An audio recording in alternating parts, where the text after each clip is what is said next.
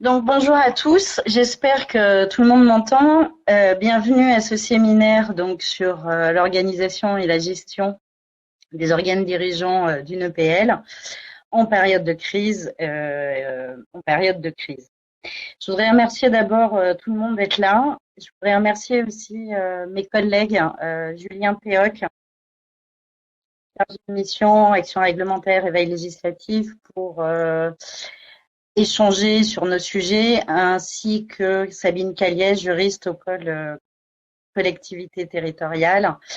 Et on a de longues discussions sur tous les points de doctrine que l'on doit discuter ou qui donnent lieu à débat. Et un grand merci à une spéciale dédicace à Antoine Collin-Gogel, qui est le secrétaire général de la SEM Énergie de la région Île-de-France, qui a eu la gentillesse de bien vouloir relire ce guide à une heure très tardive et qui m'a aidé également à compléter certaines questions.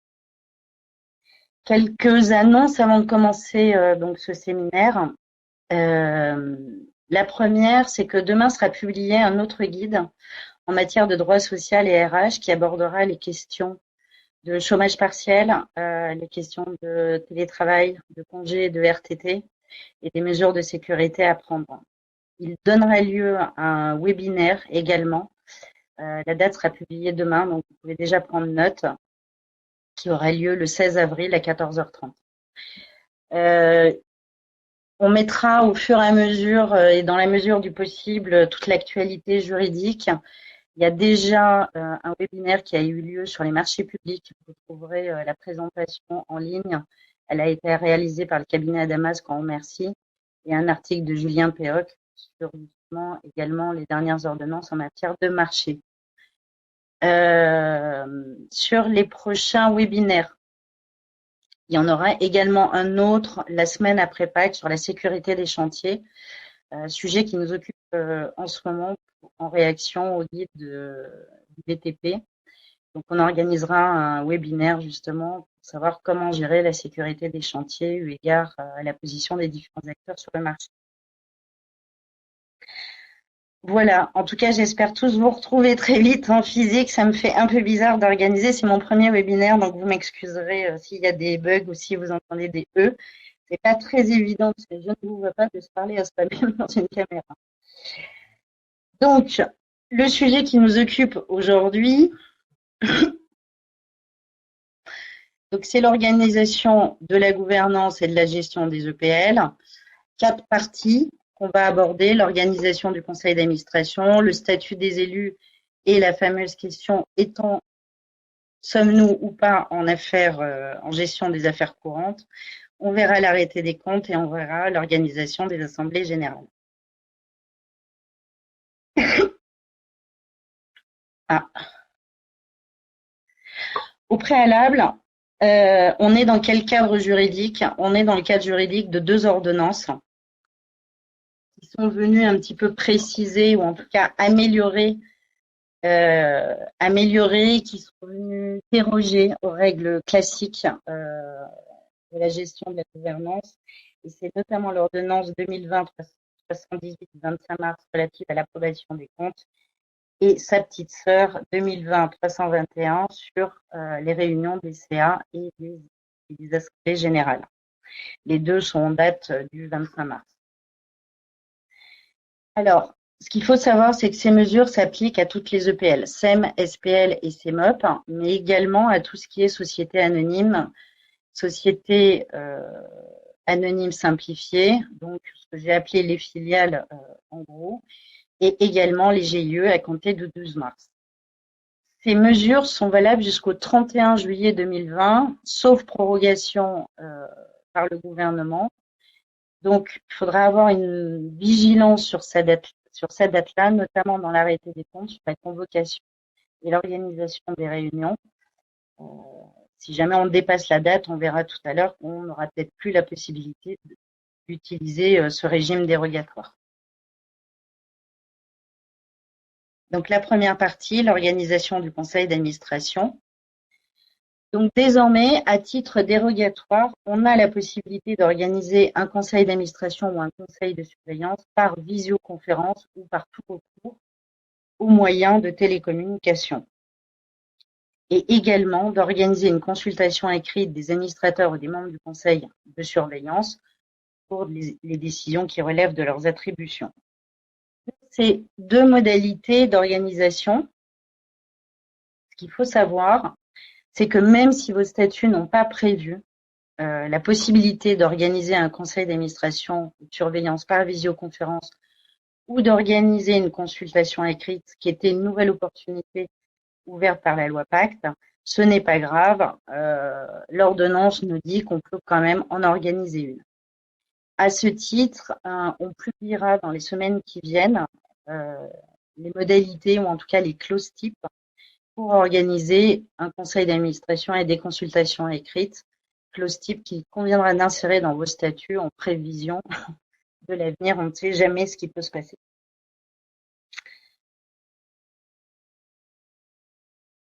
Donc, dans quelles conditions, finalement, aujourd'hui, peut-on organiser un conseil d'administration par visioconférence? Là, il est fait référence à la loi et il y a deux conditions. La première, c'est permettre l'identification des membres du conseil d'administration. Et la deuxième condition, c'est garantir leur participation effective. Autrement dit, les moyens techniques qui vont être utilisés doivent permettre la retransmission au moins de la voix et doivent satisfaire à des caractéristiques techniques qui vont permettre la retransmission continue et simultanée des délibérations. Donc, à titre d'exemple, l'exigence de cette transmission de la voix exclut de facto la possibilité en fait d'organiser un conseil d'administration par messagerie électronique si on le fait effectivement par visioconférence. En revanche, la conférence téléphonique répond effectivement à ces critères. Donc sur les visios, j'ai eu déjà quelques questions. Quel est le meilleur système pour permettre cette retransmission simultanée? Écoutez, je pense que le premier point, c'est déjà de voir avec votre informaticien quel pourrait être le meilleur système pour lui. Pour ceux qui n'en ont pas, aujourd'hui, il existe des systèmes qui permettent en fait non seulement l'enregistrement de la visioconférence, qui permettra de garder une trace écrite, mais également le partage de messages ou d'échanges par écrit, ainsi qu'un échange visuel et partage de documents également. Donc, on peut afficher les documents et les commenter, ou en tout cas voter, par exemple, dessus. C'est les systèmes Zoom, c'est les systèmes Teams, etc. Quelques conseils pour l'organisation de cette visioconférence. Je pense qu'on a tous, depuis quelques temps, testé les visioconférences. La première chose, c'est vraiment d'envoyer un guide de procédure préalablement pour régir un petit peu les conditions de micro, les conditions de prise de parole. Veiller justement à rappeler que l'ordre du jour sera suivi scrupuleusement, que la réunion ne durera pas plus de 2 heures. Je ne sais pas si certains ont déjà fait des visioconférences de plus de 2 heures, mais c'est assez difficile à suivre. Faites-vous surtout transmettre préalablement toutes vos questions, si dans la mesure du possible, si vous l'organisez par visioconférence. Demandez dans ce guide d'éteindre les portables et organisez, si vous le pouvez, la parole des administrateurs. Par exemple, sur Zoom, c'est assez facile. Il y a un petit système qui permet de voir qui veut prendre la parole. Et surtout, réunissez 15 minutes avant tous vos participants pour veiller à ce qu'il n'y ait pas de problème technique quand la réunion va commencer. La question qui m'a été posée ce matin par mail, c'est comment permettre l'identification de l'administrateur, puisque c'est une des conditions de la visioconférence. Tout simplement une présentation assez rapide de l'administrateur, son nom, son prénom, et quelques mots est suffisante à partir du moment où je dirais que les autres membres du conseil d'administration le reconnaissent. On n'a pas trouvé d'autres meilleurs moyens pour permettre l'identification de l'administrateur. Sur les consultations écrites, le principe qui est posé, en fait, c'est respecter le principe de la collégialité. de la délibération. Donc ça veut dire que ce que nous dit le gouvernement, ou en tout cas la doctrine, c'est que cette consultation doit être précédée d'une période nécessaire au cours de laquelle les membres du CA ont pu, conformément aux principes délibératifs, librement échanger leur point de vue sur les questions qui leur sont soumises. Donc les modalités que vous allez choisir pour ça devront permettre un échange entre les membres avec des délais suffisants et la possibilité de formuler des observations, des questions écrites avant de pouvoir se prononcer par écrit sur les décisions qui leur seront soumises. Donc à titre d'exemple, on a travaillé avec une SEM sur un process. Donc, ça pourrait être d'abord un envoi par mail de la convocation, puisque même si ça reste une consultation écrite, je vais revenir tout à l'heure, les modalités d'organisation, c'est-à-dire le registre des présences, le PV, etc., restent de mise. Donc un envoi par mail de la convocation, la possibilité aux EPL de poser toutes les questions par mail jusqu'à une certaine date, des réponses envoyées à tous par mail, des réponses envoyées à l'EPL qui redistribuera sur tous les administrateurs. Et surtout, si vous pouvez le faire, mettez en place un outil, genre Teams par exemple, qui permettra un échange peut-être par écrit entre les administrateurs ou via un autre outil informatique, peu importe. Donc, si la loi nous autorise effectivement 2 modes de dérogation, les règles liées à l'organisation sont de mise, c'est-à-dire que la forme de la convocation, les délais, le quorum et la majorité sont toujours applicables. Donc, ce qu'il faut quand même savoir, c'est que si au niveau des modalités, elles ne sont pas tout à fait, si les modalités qui sont fixées dans vos statuts, puisque la première question, c'est de regarder ce qui est écrit dans vos statuts, n'est pas respectée, sachez que la violation de ces dispositions n'entraîne pas la nullité des délibérations, sauf si effectivement il y avait fraude et que vous avez voulu intentionnellement écarter un administrateur. Donc, sur la forme de la convocation, regardez vos statuts pour effectivement vérifier que la convocation par email est permise. Aujourd'hui, si vous avez effectivement l'envoi postal, la poste ne marche pas très bien. D'ailleurs, je ne reçois pas tous les jours mon courrier et la poste à côté de chez moi est fermée. Toute personne qui habiterait dans le centre de Paris, si elle a des timbres, pitié, j'en ai besoin d'un.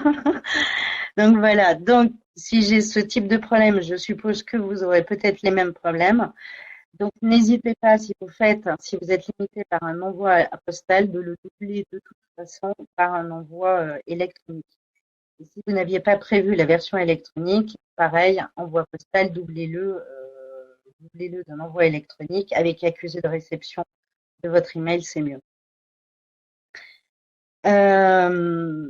Et s'il n'y a rien dans vos statuts, ça veut dire que la forme est libre.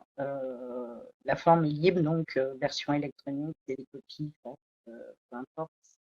On peut même accepter une convocation orale. La problématique, ça sera de garder la preuve que vous avez bien convoqué.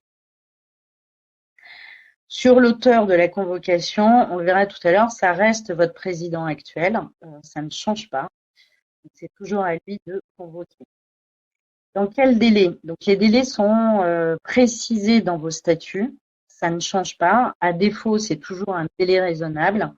Faites attention, l'envoi d'une convocation d'un CA à 2 jours de la réunion pourra être annulé par le juge.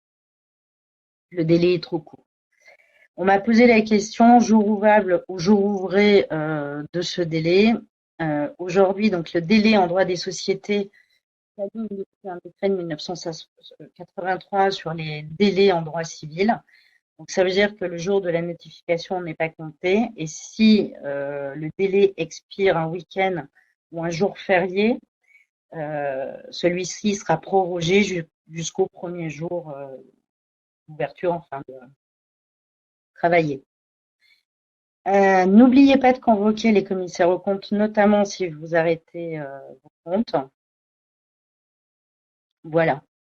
Sur le registre des présences, Donc la question se pose effectivement de si je fais une réunion par visioconférence, comment puis-je faire signer le registre des présences?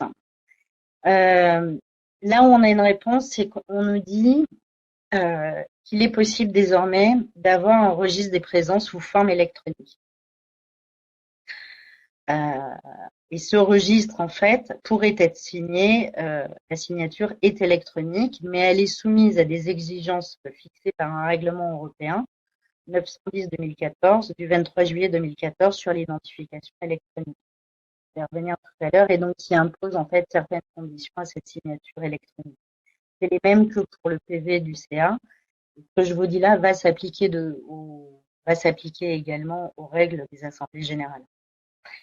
Donc le registre pourrait être signé en fait de manière électronique par un moyen d'horodatage qui va offrir toutes les preuves, toute la garantie. Le problème d'ordinateur, il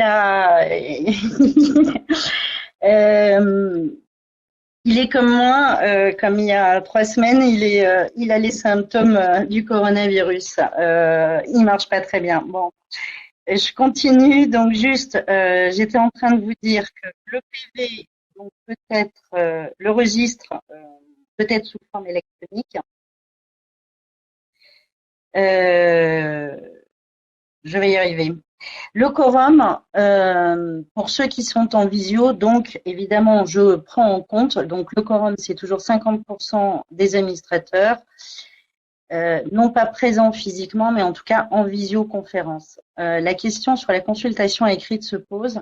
J'ai pas trouvé les réponses, mais je présume que s'il y a consultation écrite, je devrais au moins avoir plus de 50% de réponses. Sur le vote, lors d'un CA en visioconférence, le vote à distance, il n'est pas autorisé par le droit commun. Donc, il va falloir organiser ce vote, en tout cas pour la visioconférence, lors de cette visioconférence. Faites attention, l'appel au vote devra être clair et sans ambiguïté, en tout cas à chaque fois que les administrateurs devront se prononcer. Pour les consultations écrites, veillez bien à mettre une case vote pour, vote contre et abstention. Je rappelle toujours que l'abstention compte en vote négatif. Le procès verbal, donc c'est pareil. Il devra avoir lieu soit sous forme électronique, soit effectivement sous forme papier qui sera signé ultérieurement.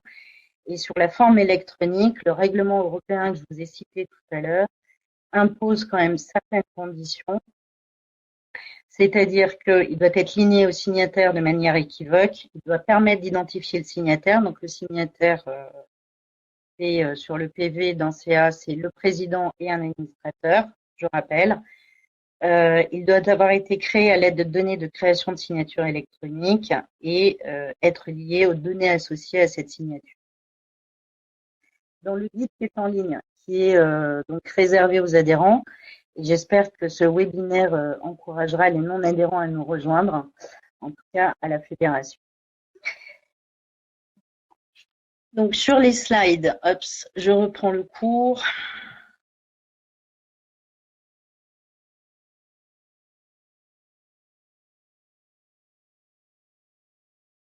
Excusez-moi, la technique et moi, ça fait 2. Donc, ce que je vous disais, donc sont réputés donc présents et comptés les administrateurs, je récapitule, hein, juste présents et comptés les administrateurs qui participent à distance. La majorité simple, c'est toujours, si vous avez 10 administrateurs, c'est toujours 6 votes pour. Les abstentions, attention, voilà, vote rentre compte. Les abstentions sont des votes contre. Le PV, c'est toujours un résumé des débats, le résultat des votes, la signature du président ou d'un administrateur et la possibilité d'en faire un en version électronique. Je vais me connecter pour voir juste quelles sont vos questions. Donc, le carreau du temple, avez-vous des exemples de procédures à transmettre à nos administrateurs en prévision de ces CA en visio? Toujours non. On peut essayer de travailler dessus, mais au moins dans un délai de 15 jours, je ne vous le cache pas. Donc, on essayera de sortir des modèles d'ici 15 jours. Je ne vous le garantis pas, mais on va faire de notre mieux. Boris Pétricien, cher modérateur, pourquoi mes questions ne s'affichent pas? Je vais regarder, Boris, ne t'inquiète pas. Utilisateur 167, je ne sais pas qui c'est, mais pour les termes de bureau, il n'y en a plus en bureau de tabac, je vous le confirme, en tout cas pas dans mon quartier. Plus sérieusement, si on revient sur vos questions. Donc, un adhérent nous dit il est important d'entourer le vote des délibérations du CA et de toutes les garanties nécessaires lorsqu'on est en audio, je confirme. Comment s'assurer au mieux que chacun a pu voter et du sens du vote? Prenez vraiment un temps lorsque les élus vont voter ou même les administrateurs du privé pour les SEM ou CEMOP afin d'identifier très clairement le sens du vote, vote pour, vote contre. Donc n'hésitez pas à les faire répéter. Sur les mesures dérogatoires sur l'arrêté des comptes, on va y venir.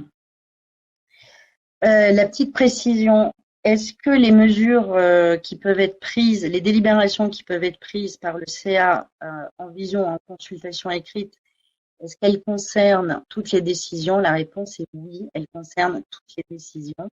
Je vais y revenir tout à l'heure. Et notamment l'arrêté des comptes, il n'y a aucun souci. On peut donc faire un CA d'arrêté des comptes, y revenir, avec, entre guillemets, les anciennes équipes. Quelle est la meilleure manière de valider la participation des CA en conf call? Moi, j'en ai pas. Faites l'appel au fur et à mesure. J'ai pas de solution miracle là-dessus. Alors, sur les questions qui n'ont pas lieu à l'organisation du CA, comme ce que je vois arriver là comme question, les sollicitations de suspension des loyers, je ne vais pas le traiter aujourd'hui ici, c'est pas le lieu, mais n'hésitez pas à m'envoyer un mail, je répondrai tout à fait à ça. Et je vais revenir sur la nature des décisions, puisque je vois les questions qui se posent à ce sujet-là, sur les affaires courantes.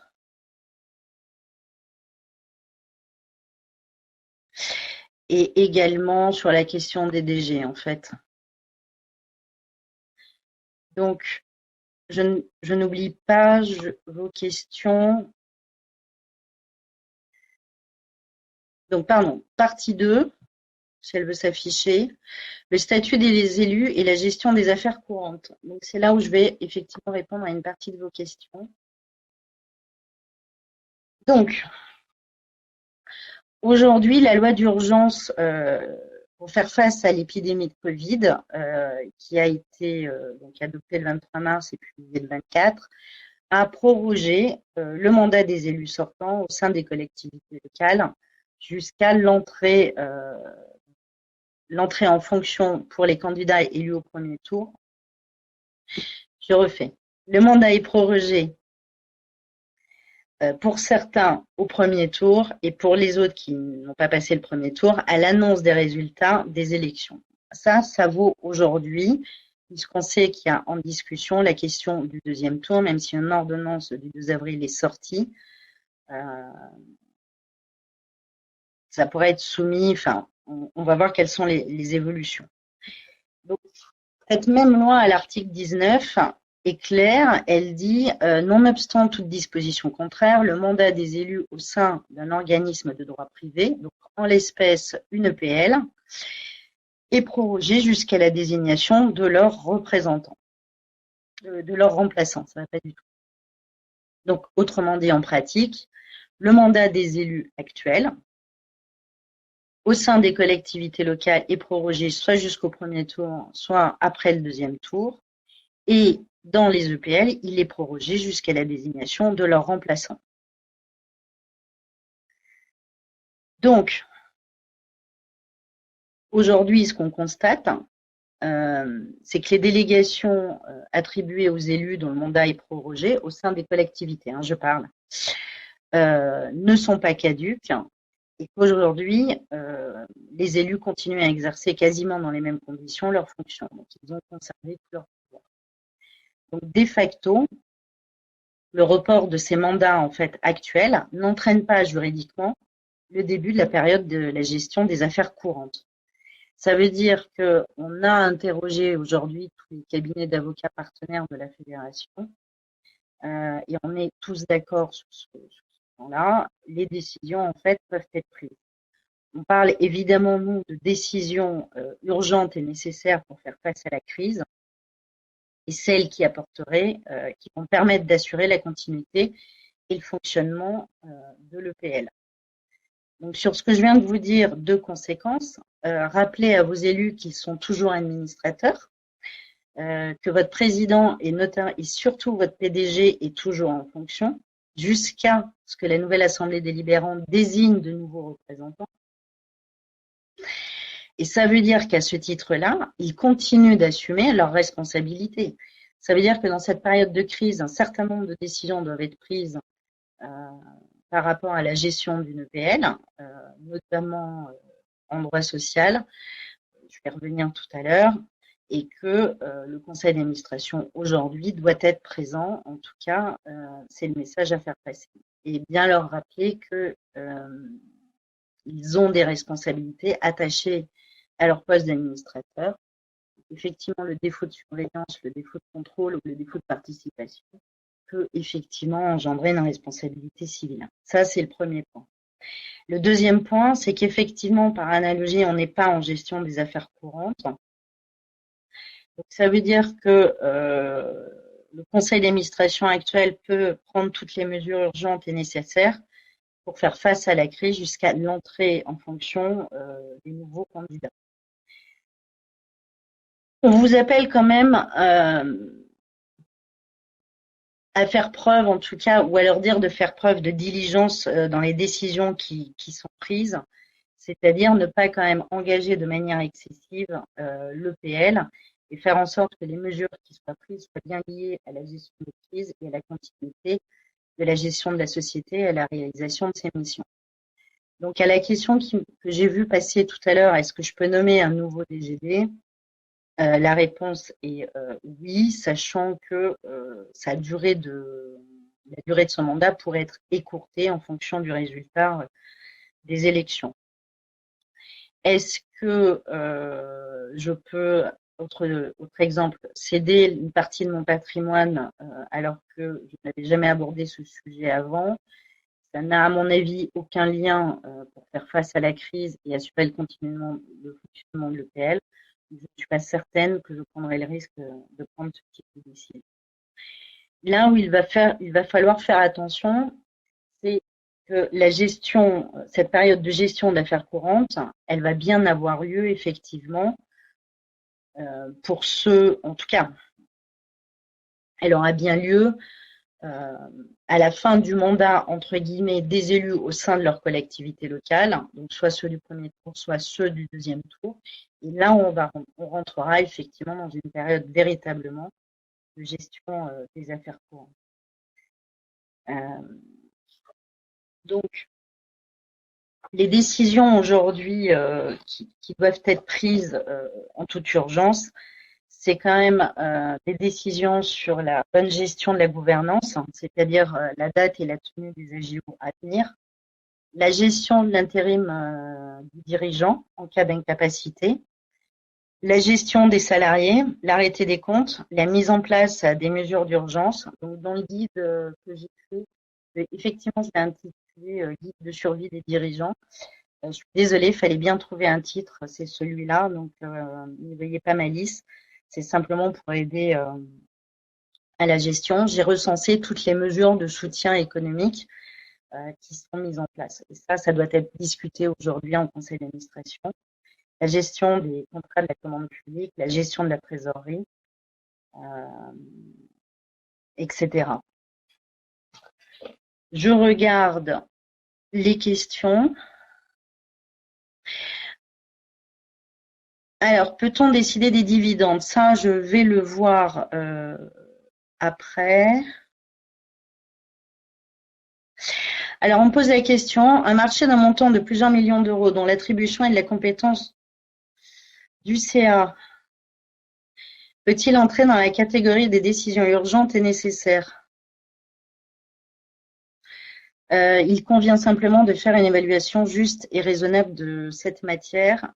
Alors déjà, une attribution par le conseil d'administration, alors que le directeur général est le représentant légal et supporte l'engagement de la société, peut-être que l'attribution devrait quand même être réservée, enfin ça c'est une règle de fonctionnement au directeur général et autorisée par le conseil d'administration sur la manière de procéder.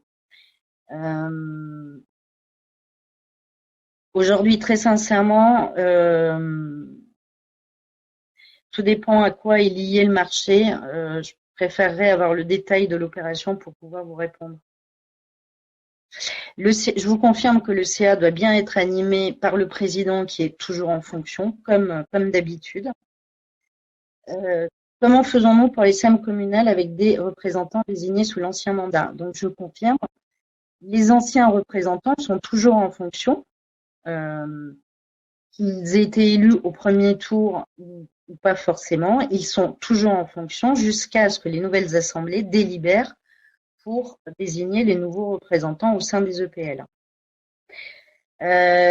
Pour la signature des registres des présences, un utilisateur m'informe, un adhérent m'informe que la plateforme YouSign peut être opérante. Voilà, je vous fais part.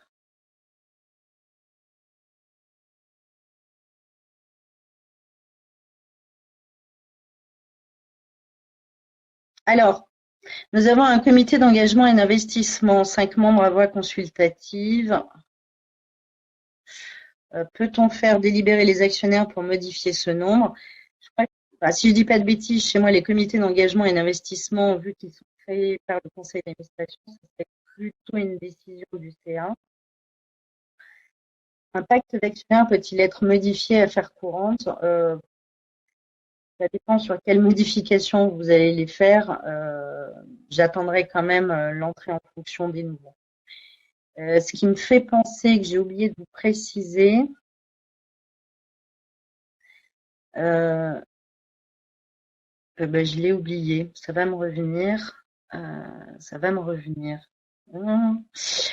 Ah si, les membres, donc de facto, pour les SEM immobilières, les membres de la CAL sont toujours en fonction. Donc les élus que vous auriez désignés dans la commission d'attribution du logement sont toujours en fonction. Le raisonnement serait idem pour la commission d'appel d'offres d'une EPL. Donc oui, pour les marchés nécessitant de faire face à la crise et la continuité de l'exploitation. Non à la réunion d'une TAO, si effectivement les marchés sont des nouveaux marchés qui seraient lancés. Des marchés qui ne sont pas en lien en tout cas avec ce que je viens de citer. La procédure pour les registres sans signature électronique, eh ben, il n'y a pas de procédure, ça n'existe pas dans le droit commun. Comment tenir un registre sans signature électronique? C'est soit un registre signé papier, ou c'est soit un registre signé en version électronique, c'est l'un ou l'autre. Donc ça veut dire que sur vos PV et les registres, on devra attendre que tout le monde revienne ou envoyer un coursier dans la mesure du possible. C'est ce que je peux vous dire. Alors, le fameux arrêté des comptes.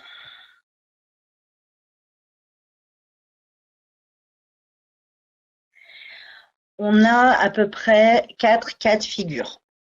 Donc, aujourd'hui, la nouvelle ordonnance, effectivement, a mis en place, au niveau des délais, des dérogations. Je m'explique. Le premier cas de figure, est-ce que votre CA a-t-il eu lieu ou pas? Donc, si votre CA a déjà eu lieu. Si vous avez déjà reçu le rapport du commissaire aux comptes avant le 12 mars 2020, vous avez une date limite de tenue d'AGO qui va être le 30 juin. Ça, c'est le premier cas de figure. Le deuxième cas de figure, vous avez tenu votre CA, mais vous n'avez pas réceptionné le rapport du commissaire aux comptes au 12 mars. La nouvelle ordonnance vous donne un délai supplémentaire de 3 mois de plus, c'est-à-dire 30 septembre. Je parle évidemment de l'arrêté des comptes qui aurait, je parle d'un arrêté des comptes pour une EPL qui aurait clôturé ses comptes au 30 décembre 2019. Si vous n'avez toujours pas tenu votre conseil d'administration, donc évidemment, vous n'avez pas réceptionné le rapport du commissaire aux comptes, si la date limite qui a été repoussée de tenue de l'Assemblée générale est le 30 septembre, la date limite pour organiser un conseil d'administration sera le 14 août. Si vous n'êtes pas dans ces 3 cas de figure-là, on est sur la procédure classique, c'est-à-dire que si vous n'avez pas tenu un conseil d'administration après le 14 août, vous devrez procéder à une requête auprès du tribunal de commerce pour demander une prorogation de délai de tenue d'AGE.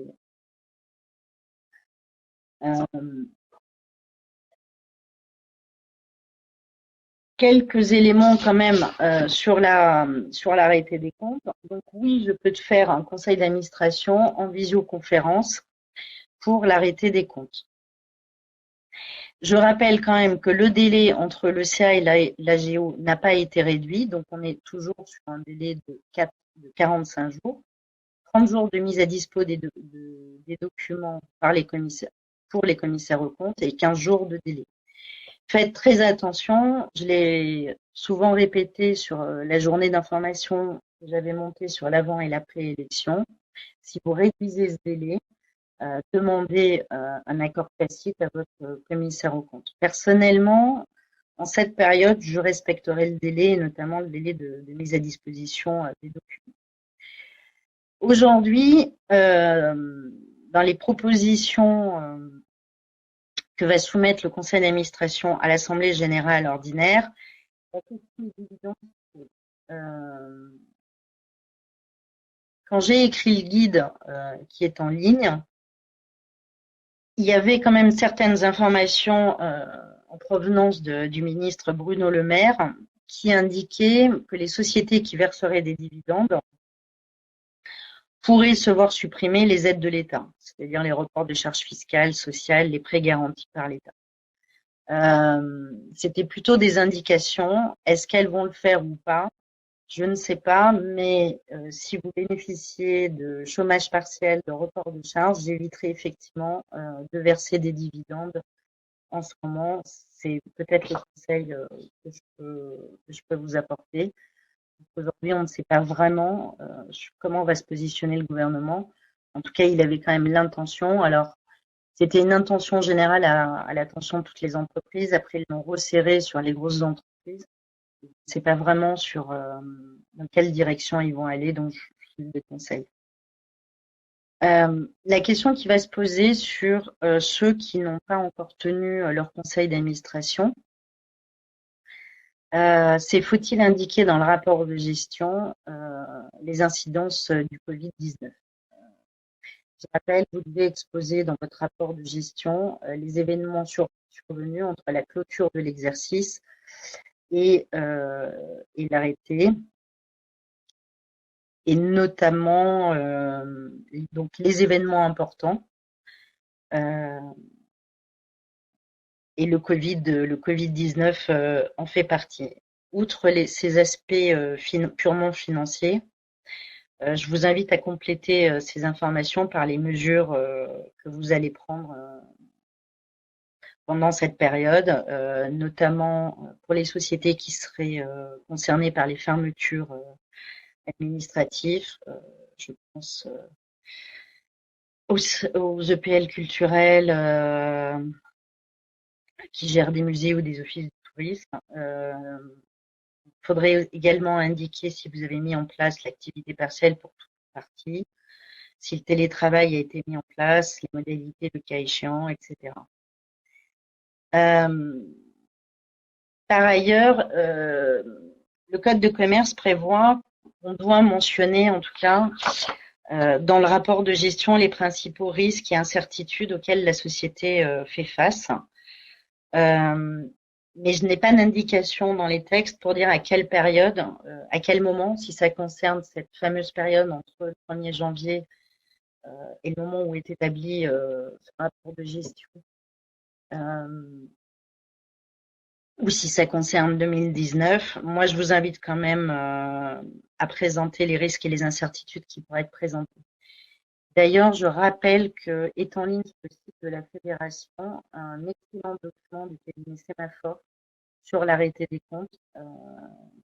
Pour tous les DAF et les juristes un peu financiers qui nous regardent, n'hésitez pas à aller regarder ce document. Il est venu préciser effectivement les éléments de l'arrêté des comptes en cette période-là.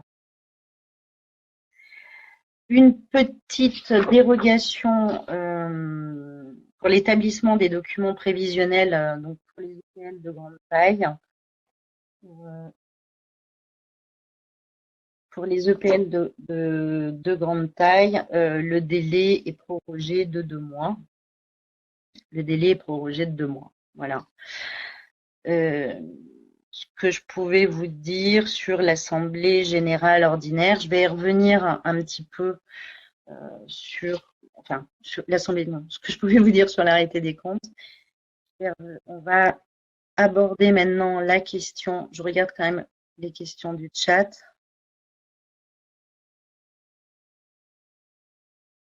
Le délai de 45 jours, c'est le minimum. Donc, c'est 30 jours de mise à disposition, 45 jours et 30 jours de mise à disposition des documents et 15 jours de délai de convocation.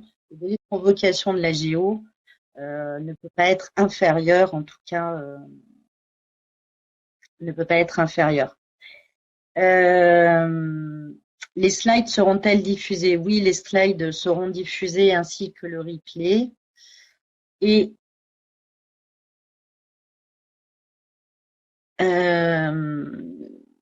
voilà. D'autres questions, je reviens en arrière. Préconisez-vous une décision du conseil d'administration pour la contractualisation du prêt PGE? Quand bien même tout pouvoir sont donnés statutairement au DG, la réponse est oui pour moi. Je pense que c'est des questions qui doivent être abordées en conseil d'administration. Donc, si vous ne pouvez pas le réunir, faites une consultation écrite. Et je pense que c'est relativement important d'informer son conseil d'administration que la structure va contractualiser un PGE. Durant cette période, peut-on conclure une nouvelle concession avec un actionnaire? Tout dépend de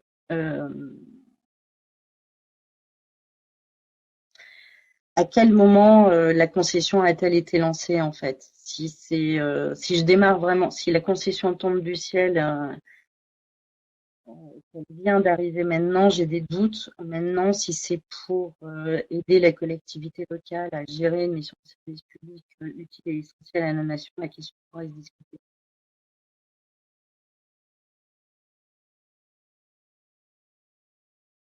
Après les élections, de combien de temps disposons-nous pour organiser une assemblée et élire le président? Je referai une note sur l'après-élection. Je rappelle sur l'après-élection, une fois que les assemblées délibérantes auront désigné leurs nouveaux représentants, je vous invite très rapidement à convoquer un CA pour effectivement désigner les nouveaux représentants.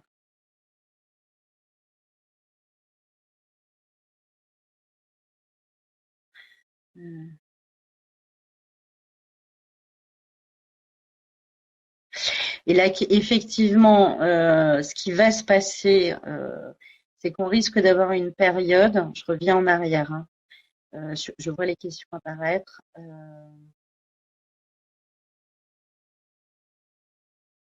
On va avoir une période où je risque d'avoir au sein de mon conseil d'administration les nouveaux élus qui auront été désignés, c'est-à-dire ceux qui seront rentrés en fonction lors du premier tour. Évidemment, il me faudra quand même une assemblée délibérante pour désigner mes représentants et ceux qui rentreraient en fonction après le deuxième tour. C'est cette période où je vais être en gestion des affaires courantes. Et effectivement, je pourrais avoir au sein de mon conseil d'administration des anciens et des nouveaux. Mais c'est des situations que vous avez déjà connues il y a 6 ans. Et notamment quand j'ai une commune ou une intercommunalité, on sait très bien que les désignations n'arrivent pas en même temps.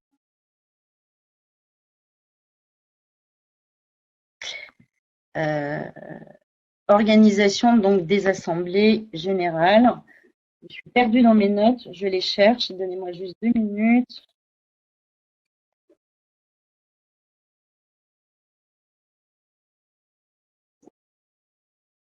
Alors, la première chose, est-ce que je peux organiser une assemblée générale ordinaire avant l'entrée en fonction des nouveaux représentants? La réponse est oui. Je vous inviterai même finalement à faire une assemblée générale ordinaire qui arrête les comptes, je dirais pas rapidement, mais comme on ne sait pas combien de temps vont durer ces mesures de confinement et on ne sait pas si après les réunions de masse pourront être autorisées, j'ai quand même moi, je vous inviterai quand même à clôturer vos comptes de manière dans les délais habituels ou en tout cas dans le délai maximum de 3 mois. Donc aujourd'hui, cette nouvelle ordonnance a mis en place en fait un nouveau système entre guillemets, c'est-à-dire qu'elle autorise exceptionnellement jusqu'au 31 juillet, je le rappelle, hein, c'est toujours la même date que pour le conseil d'administration, la faculté, la tenue en tout cas des assemblées sans que leurs membres et autres personnes qui aient le droit d'y assister, comme les commissaires aux comptes, les représentants des instances représentatives du personnel, une réunion sans ces membres. Autrement dit, sans que les membres n'assistent physiquement à cette réunion, et donc une possibilité d'organiser ce qu'on appelle une AGO à huis clos, donc ça veut dire sans présence physique, par conférence téléphonique ou audiovisuelle, et même visioconférence, je vais y revenir. Là-dessus, sur la mise en place de ces modes alternatifs, il y a deux dérogations, il y a deux conditions, pas deux dérogations, mais deux conditions liées à la dérogation. La première, c'est que cette décision, elle appartient au conseil d'administration. Ça veut dire que lors de vos conseils d'administration, cette décision devra faire l'objet d'une décision par le conseil. Dans les FAQ du gouvernement, il est écrit que la modalité, c'est-à-dire le fait de convoquer physiquement ou de convoquer à huis clos, peut être délégué. Ne vous trompez pas, c'est pas le fait de convoquer l'Assemblée générale ordinaire. Ce qu'on peut déléguer au directeur général, c'est ce qui est écrit dans les FAQ du gouvernement, c'est la faculté de décider la manière dont sera tenue cette Assemblée générale des actionnaires. La deuxième condition, c'est que la décision, elle ne peut de recourir à ce mode alternatif, en tout cas huis clos, elle ne peut être prise que si le lieu de la réunion prévue pour la réunion est affecté par une mesure administrative limitant ou interdisant les rassemblements collectifs, ce qui est le cas en ce moment des mesures de confinement, pour des motifs sanitaires à la date de convocation ou à celle de la réunion. Donc, concrètement, en fait, pour savoir si je peux tenir une assemblée générale ordinaire ou même une assemblée générale extraordinaire pour ceux qui en convoqueraient une au cas où, je vais devoir prendre en compte ces deux périodes, celle de la convocation, c'est-à-dire est-ce qu'à la date à laquelle l'AG est convoquée, le lieu où doit se tenir la réunion est-il visé par une mesure administrative de confinement ou sanitaire?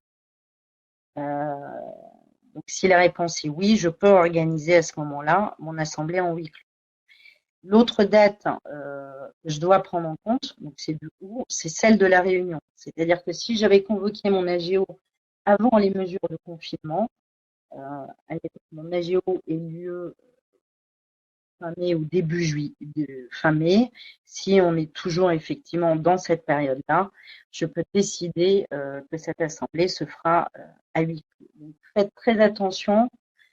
Si vous repoussez vos délais, sachez que ça peut avoir un impact effectivement sur la mesure, sur la manière dont vous allez organiser votre assemblée générale, c'est-à-dire huis clos ou par les moyens classiques, c'est-à-dire présence physique, visioconférence ou autre. Donc aujourd'hui, le texte nous offre en fait deux options, soit reporter la géo, et vous avez le petit tableau de synthèse qui a été précédemment diffusé. Et là, je remercie vraiment Sabine Caliès, puisque c'est elle qui a eu l'idée de ce tableau de synthèse que je trouve assez pratique. Et donc sur la première option, donc ce que nous dit le texte, c'est que je peux tenir une assemblée générale ordinaire à huis clos ou même une assemblée générale extraordinaire, ça s'applique à toutes les assemblées, sachez-le, par conférence téléphonique ou audiovisuelle. Et là, on va retrouver les mêmes conditions que pour la visioconférence, c'est-à-dire je dois transmettre la voix et je suis dans une retransmission continue et simultanée des délibérations. Pour ceux qui avaient la visio inscrit dans leur statut, vous pouvez toujours y recourir, mais la manière dont on comprend le texte, c'est vous pouvez y recourir dans les conditions fixées par la loi, c'est-à-dire avec la création d'un site internet. Pour ceux qui n'avaient pas la visioconférence dans leur statut ou dans leur règlement intérieur, donc le texte vous autorise à avoir recours soit à la visio, soit à la conférence téléphonique ou audiovisuelle. Ça s'applique évidemment à ceux qui avaient également une disposition statutaire permettant la visio. Si vous estimez aujourd'hui que la conférence téléphonique ou audiovisuelle est plus facile, faites appel à la conférence téléphonique ou audiovisuelle.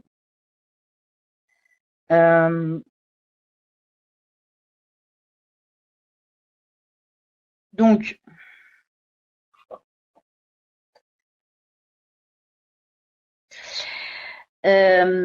comment j'informe les membres de la Géo de la tenue d'une AGO à huis clos? Par tout moyen, ils doivent être informés par tout moyen qui va permettre leur information effective. Donc, si la décision est prise si la décision de réunion est prise alors que les formalités de convocation n'ont pas encore commencé, l'information peut être assurée par ces formalités de convocation. Et si vous aviez déjà convoqué, là, les textes prévoient un régime spécifique d'information, c'est-à-dire que les formalités déjà accomplies n'ont pas à être renouvelées. Les membres de l'Assemblée sont informés par tout moyen permettant d'assurer leur information effective 3 jours ouvrés au moins avant la date. Les formalités restant à accomplir doivent l'être dans les conditions ordinaires. La communication des documents ou informations préalables, elle tient toujours. Donc, vous devez toujours envoyer ces informations-là à vos actionnaires. Et là, je suis en dérogation, même si normalement c'est soumis à des envois par voie postale, vous pouvez l'envoyer, je déroge, par courrier électronique. Attention, cette possibilité-là d'envoyer ces informations, ces documents préalablement à l'AG en voie électronique ne concerne pas du tout la convocation. C'est-à-dire que la convocation, ce que dit les textes, c'est que la convocation, les formalités en fait liées aux modalités d'organisation, comme la convocation, le registre, le PV, sont quand même soumis, quorum et majorité, sont soumis aux règles de droit commun. Donc, en bref, la convocation, aujourd'hui, ce que nous disent les textes, c'est soit voie postale, journal d'annonce légale, et le cas échéant, courrier électronique, si vous avez l'accord de l'actionnaire concerné par l'adresse qu'il indique. Les droits des actionnaires restent les mêmes, sachez-le. Ils conservent le droit de voter et de poser des questions écrites, ainsi que de demander l'inscription de points ou de résolutions à l'ordre du jour. La question, le point d'attention. Donc, j'ai évoqué sur les possibilités, je vais revenir un tout petit peu dessus. Donc, la possibilité d'organiser par moyen audiovisuel, encore perdu, j'oublie toujours le deuxième mot, conférence téléphonique, audiovisuelle ou visioconférence. La question de la consultation écrite n'est pas ouverte aux sociétés anonymes. Donc, n'essayez pas de faire une AGO par consultation écrite. Pour les EPL, c'est interdit. Cette possibilité est réservée à d'autres formes de sociétés, dont les filiales, mais en tout cas pas aux sociétés anonymes, donc pas de consultation écrite pour une assemblée générale ordinaire. Sur les conférences téléphoniques ou audiovisuelles, on reste dans le même esprit que précédemment pour les conseils d'administration.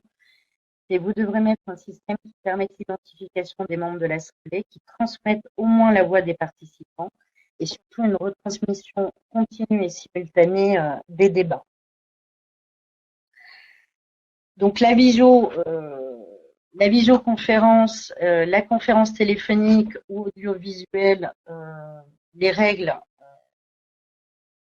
vont s'appliquer, c'est-à-dire seront réputés présents les membres participants à ces trois formes,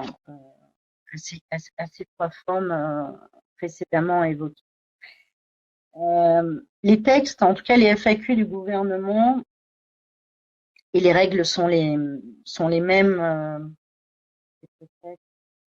Et les règles de PV, de CA sont quasiment les mêmes, en tout cas sur les feuilles de présence, sur le contenu du PV que du droit classique. Ça ne change pas de ce que vous faisiez d'habitude.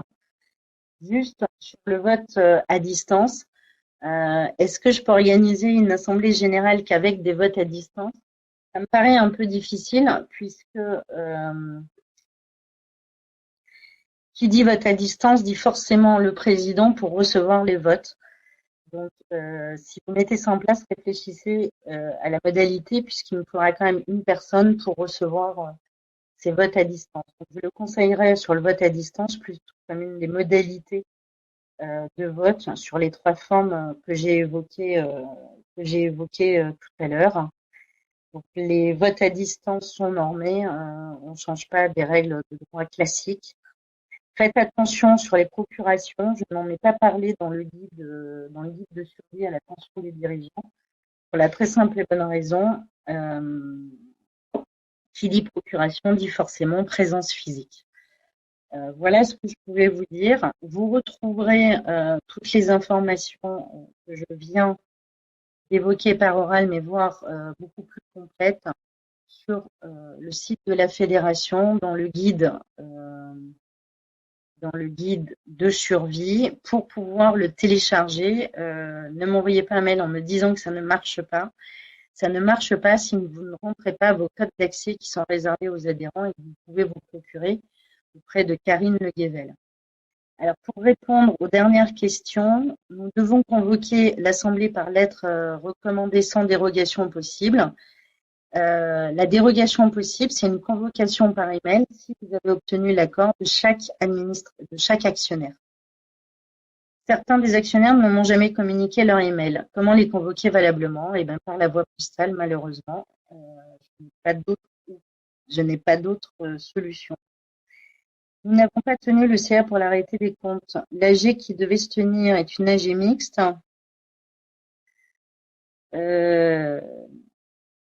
Donc, je peux tenir effectivement, je pourrais tenir de toute façon une AG mixte, sous ces formes-là. Pour la modification des statuts, relève-t-elle des affaires courantes? Aujourd'hui, je dirais pas qu'on n'est pas vraiment en affaires courantes. De facto, ce qu'on est en train de vous dire, en tout cas qu'on essaye de vous dire, c'est par analogie, effectivement, les élus sont toujours en poste et les décisions qu'ils doivent prendre ils doivent faire preuve de diligence, je vais y arriver, diligence et pas prendre des mesures qui engageraient de manière significative, effectivement, la structure. Donc, vos questions ne sont pas suffisamment précises pour que je puisse vraiment y répondre sur ça, mais je me tiens à votre disposition. Et je regarde.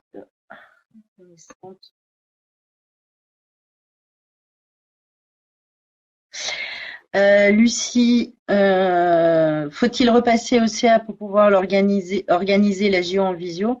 La réponse est non, c'est ce que je disais tout à l'heure. On peut déléguer au directeur général le fait effectivement de réorganiser le CA. Dans le guide, tu trouveras il y a une réponse, il y a la réponse spécifique à ta question.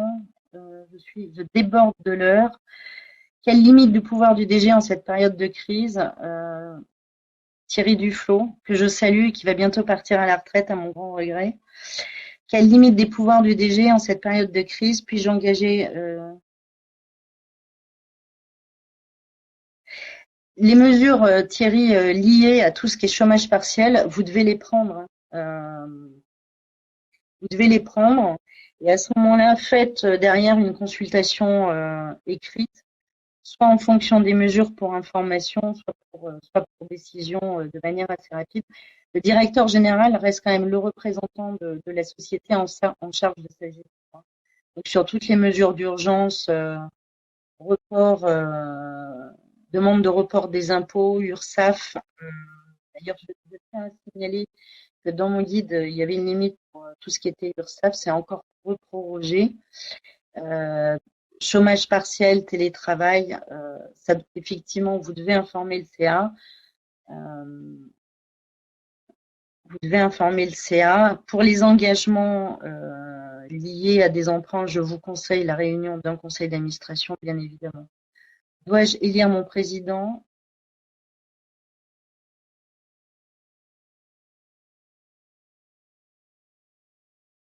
Un autre donc, l'Assemblée délibérante qui va suivre les élections des nouveaux élus devra désigner les représentants au sein des EPL et elle devra désigner les administrateurs, les représentants à l'Assemblée spéciale, mais également un représentant au sein des assemblées générales. Et ça, le problème, c'est que beaucoup d'EPL, les délibérations ne sont pas bonnes parce qu'en général, je n'ai jamais le nom du représentant de l'actionnaire à l'Assemblée générale. Donc, ce qui se passe, c'est que là, je dois faire appel au droit commun. Le droit commun dit que, en l'absence d'un représentant quelque part désigné par la collectivité locale, c'est le représentant légal. Ça, c'est le droit des sociétés. Je ne suis pas sûre que le maire de la ville soit vraiment le représentant légal de la collectivité locale. Est-ce qu'il pourrait donner son pouvoir à une autre personne? Pour moi, la réponse est non. Il devrait avoir une décision de l'Assemblée délibérante pour autoriser quelqu'un d'autre à venir à la place du représentant. En fait, le code de commerce dit un fondé de pouvoir. Et pour désigner un fondé de pouvoir, si le représentant légal ne peut pas venir, seule l'Assemblée délibérante peut le désigner. Maintenant, faites comme vous pouvez pendant cette période-là, mais je pense que ça serait bien sur les prochaines délibérations des assemblées délibérantes d'avoir des délibérations en bonne et due forme. Et d'ailleurs, vous trouverez des modèles dans la note que j'avais faite sur l'avant et l'après-élection, qui est toujours en ligne. Peut-on convoquer une partie des actionnaires par mail et une autre par courrier postal? C'est une bonne question. Je doublerai. Si vous pouvez, j'essayerai de doubler, enfin par courrier postal et par mail pour ce que vous pouvez, si évidemment vous avez l'accord de la personne. Vous avez parlé d'une date limite au 31 juillet sans présence physique des membres pour l'AGO. Ai-je bien compris? Oui, vous avez bien compris. Les mesures dérogatoires sont effectives jusqu'au 31 juillet. Après le 31 juillet, soit le gouvernement proroge, soit effectivement je repasse en assemblée physique. Et le problème, c'est que fin juillet, j'arrive au mois d'août et j'ai comme la vague impression qu'on va tous vouloir partir en vacances. La définition d'AG en huis clos, ça veut dire hors présence physique. Voilà ce que ça veut dire. Pas effectif réduit, puisque vous avez toujours les conditions de quorum. Voilà ce que je pouvais vous dire. N'hésitez pas à nous contacter. Je suis désolée pour le bug de l'ordinateur. J'espère que j'ai été audible. C'était mon premier webinaire. Je n'ai pas l'habitude de me parler à moi-même. En tout cas, j'étais ravie de vous recevoir dans mon salon. Et puis, je vous dis à bientôt. N'hésitez pas à nous contacter. Donc, Sabine Caliès, juriste au sein du pôle collectivité locale pour les projets et puis pour les bébés SEM et SPL, puisqu'elle est listée sur les 2 premières années. Elle répondra aussi aux questions des collectivités locales. Et moi, je me tiens à disposition pour toutes les autres. Sachez qu'il y a des choses où on n'a pas forcément les réponses parce qu'on n'a pas non plus des textes très clairs, ou voire des fois pas de définition du tout, comme la gestion, par exemple, des affaires courantes. Donc, je vous dis à bientôt. Je vous dis surtout rendez-vous demain sur le site de la Fédération pour un nouveau guide en matière sociale RH, et ça sera le même principe que le guide actuel, c'est-à-dire rentrer vos codes d'accès pour pouvoir le télécharger. Et pour toutes les EPL non adhérentes qui nous ont suivis, j'espère que ça vous donnera envie de nous rejoindre, en tout cas à la fédération. Voilà, je vous dis à très très bientôt et au revoir à tous.